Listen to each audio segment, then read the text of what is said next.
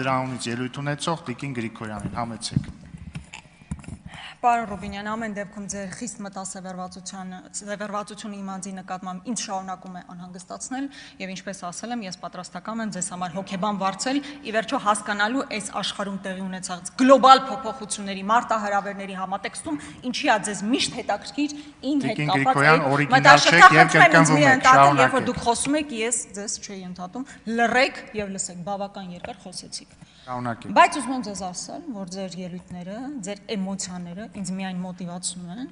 ձեր մասին ավելի մեծ բացահայտումներ իրականացնելու։ Մինչև այսօր ձեր ունեցած-չունեցածից պարոն Ղալումյանը գեղեցիկ ժպտում է, պարոն Ղալումյան, ձեր մասին էլ գեղեցիկ անդրադարձ կկատարենք, այստեղ նստած բազմաթիվ մարդիկ, ձեզ չէ, բայց այն կողմում նստած մարդիկ բավական հետաքրքիր կյանքի պատմություններ ունեն վերջին տարիներին, բոլորիդ հերթով անդրադարձ կկատարենք, ուզում եմ ասել, այստեղ դրականորեն ազդում եք իմ մոտիվացիայի վրա։ Հիմա ինչ են ասում, ինչ է ասում, հա, իմ գործընկեր Գառնիկ Դանելյանը ասում է, տարբեր իշխանության եղած մարդիկ, իշխանությունը փոխվում է, գլխարկը փոխվում է եւ անցնում են նոր իշխանության, այսինքն իշխանության ռեսուրսը շարունակում են վատնել կամ մսխել իրենց համար օգուտ ստանալու։ Հիմա գալիս է Ռուբեն Ռուբինյանն ասում է կուսակցության փոխելու մասով որ խոսում եք Աննա Գրիգորյանին եք։ Ես երբեք ԿՊ կուսակցության անդամ չեմ եղել 1։ Ես ընդդիմությունից իշխանություն չեմ եկել իշխանական լծակներ ունենալու համար։ Դա կարող եք արձանագրել։ Ես իմ սկզբունքային դիրքորոշումն եմ հայտնել ձեր վարած քաղաքականության մասով։ Այդ դուք պետք է ստեղ նստած բազմաթիվ մարդկանց եք, պարոն Պոնջորյան, դուք չեք նեղվում, որ այս մարդիկ այսքան խոսում են։ Ընդդիմությունից լուսավորից եկել եք ԿՊ կուսակցության ֆրակցիայի ղեկավար եք դարձել։ Ասեք թող մի քիչ իրենց համեստ պահեն։ Ամեն անգամ կարելի է այստենց վիրավորել։ Ուր է Շիրակ Թորոսյանը, Հանրապետական կուսակցության պատգամավոր։ Հիմա ձեր կուսակցության անդամ չի։ Ընդդիմությունից իշխանության եք եկել։ Ես իշխանությունից գնացել եմ ընդդիմություն ձեր դեմ պայքարելու համար։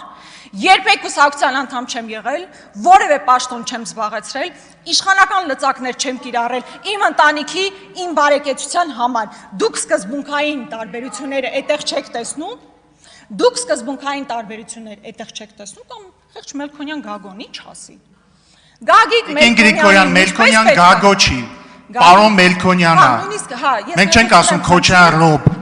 Դուք ինձ այլևս երբեք չընդհատեք, խելոք լսեք։ Ընդհատեմ, երբ որ անհարգալից կլինեք, իսկ հիմա շարունակեք եւ հարգալից։ Մելքոնյան Գագիկ, այո, ճիշտ եք ասում, ներողություն եմ խնդրում, թե Գուրգեն Մելքոնյան, նույնիսկ այստեղ բան հարց կա։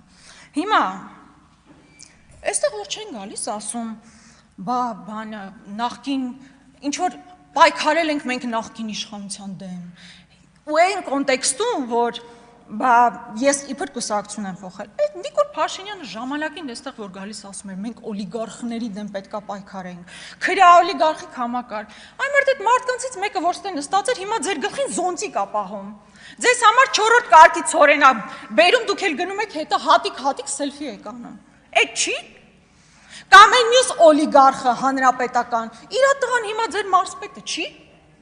Ես դրա հետ ինչ կապ ունեմ, դուք չեք նշանակել մարզպետ։ 21 թվականին այդ մարդը պատիվ ունեմի հանրապետականի շտաբի ղեկավարն է եղել, դուք եք նշանակել մարզպետ։ Կրկնում եմ, ես պաշտոն չեմ ունեցել։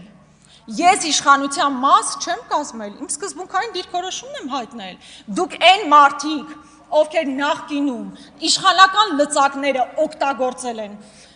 դիզել են կարողություններ, իրենց ընտանեկան կարգավիճակն են բարելավել, հիմա դարձել են ԿՊ-ական։ Մի հատ գնացեք համայնքներով պտտվեք, գյուղերով պտտվեք, ինչքան հանրապետական 10 օր շիկ կա կներեք բառիս համար։ Հիմա ԿՊ-ի համար է աշխատում։ Կարող է այդպես չի։ Իհարկե այդպես է։ Շատ հաճախ տարբեր մարդկանց չենք անդրադառնում, բայց դա է իրականությունը։ Ես օրինակ անկեղծ չէի ուզենա Պոնջորյանին անդրադառնալ, չէի ուզենա Շիրակ Թորոսյանին անդրադառնալ։ Հիմա մարդիկ են իրենց որոշումը կայացրել են։ Բայց երբ դուք ամեն անգամ չգիտեք ինչպես ինձ հակադարձել, երբ ես խոսում եմ կոռուպցիայի մասին, գալիս եք նման ձևակերպումներ եք տալիս, դա մի բանի մասին է խոսում, որ դուք իսկապես պատասխան չունեք հնչեցված փաստերին։ Ասում եմ մարդը փոխնախարար է եղել, գնացել է, օգնել է, որ հանքը տրվի իր մոտ կանգնած մարդուն, հետո գործից դուրս է եկել, գնացել է այնտեղ տնօրեն է աշխատում։ Դուք դրա համար այսպես էմոցիաների մեջ չեք ընկնում։ Ձեզ դա չի հետաքրքրում, ձեզ հետաքրքրում է Գրիգորյան Աննան, ժամանակին իմ քայլը պատգամավոր է եղել, հիմա Հայաստան խմբակցության պատգամավոր է։ Հասկանում եք, դա է ձեր, դա է ամբողջ հարցը։ Հետո Կոնջերանին հիշեցի, որպեսզի մենակ չմնաք, պարոն Կոնջերյան։ Գևորգ Պապոյանը, Հանրապետական կուսակցության անդամ, հիմա ձեր փոխնախագահը չի կուսակցության։ Պարոն Ռուբինյան, երբ որ դուք ուզում եք ինձ ինչ-որ բանում մեղադրել, կարող եք մի հատ ձեր շուրջը նայեք։ Այսօր ձեր կուսակցության երկու փոխնախագահներից մեկը նախկին հանրապետական է, մեկը Բարգավաճի անդամ է, Ստում եք, չի եղել պարոն Ալեքսյան, երբեք Բարգավաճի անդամ շարունակեք։ Ես այս մարդուն ոնց բացատրենք, որ ինքը իրավասություն չունի, ամեն անգամ Դուք ինչ չեք կարող որևէ բան բացատրել, շարունակեք ձեր ելույթը։ Տարական սենց է բանակցում, որ միջև հիմա շարունակեք ձեր ելույթը։ Հաջորդը, հետո, տեսեք, այս մարդկանց իշխանության գալուց հետո 18 թվականին ասում են ժողովուրդ, ձեր առաջ խոնարհվում ենք, ձեզ սիրում ենք, գալիս ենք, որ ձեր բոլորի կյանքը լավացնենք։ Հիմա ամեն մեկը մի տուն, տեղ, փառք Աստծո, թող լինի։ Իրանք բոլորը ծլում, ծաղկում, Բարգավաճում, պետական պարտքը հասրել են 8 միլիարդի, թոշակառուների վճարի,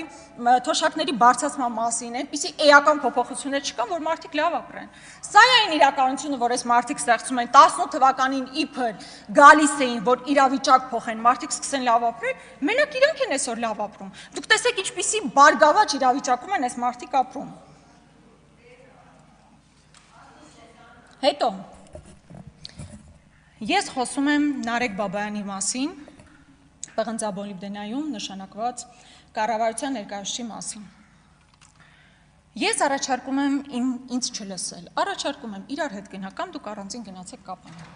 Հարցրեք, պարոն Նարեկ Բաբայանը, իմիջիալոց ոչ այս Նարեկ Բաբայանը, որտեղ հաճախ խառնում են, դարբեր նկարներ են դնում։ Գնացեք հարցրեք, Նարեկ Բաբայանը ինչպես էր ապրում, նրա ինչպիսի կենցաղ էր վարում մինչև 2018 թվականը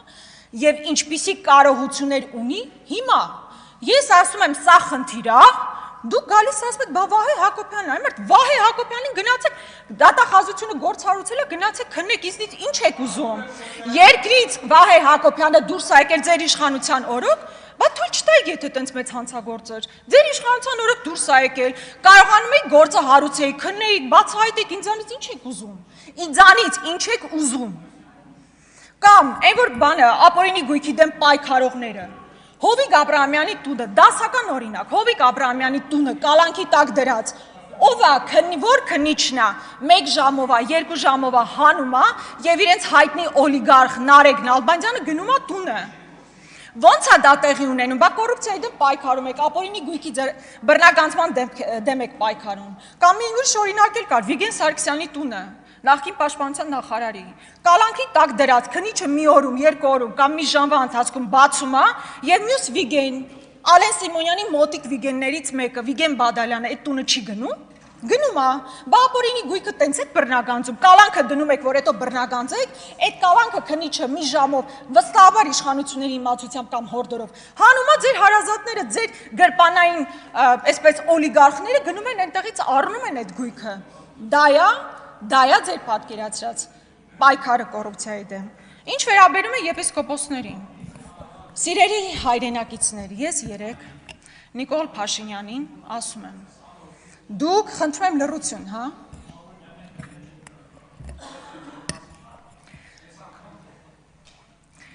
Երեկ Նիկոլ Փաշինյանն ասում է, ո՞նց է ստացվում, որ Նավասարդ Պեչոյանի մասին աշխարհ երեսի բառն ասել եք, հոդվածներ գրվել են, ասել են սա ինչ եպիսկոպոս, ոչ եկեղեցու հետ կապ ունի, ոչ քրիստոնեության հետ կապ ունի, միակ բանը, որի հետ ինքը ասոցացվում է Բենթլիա եւ այլն,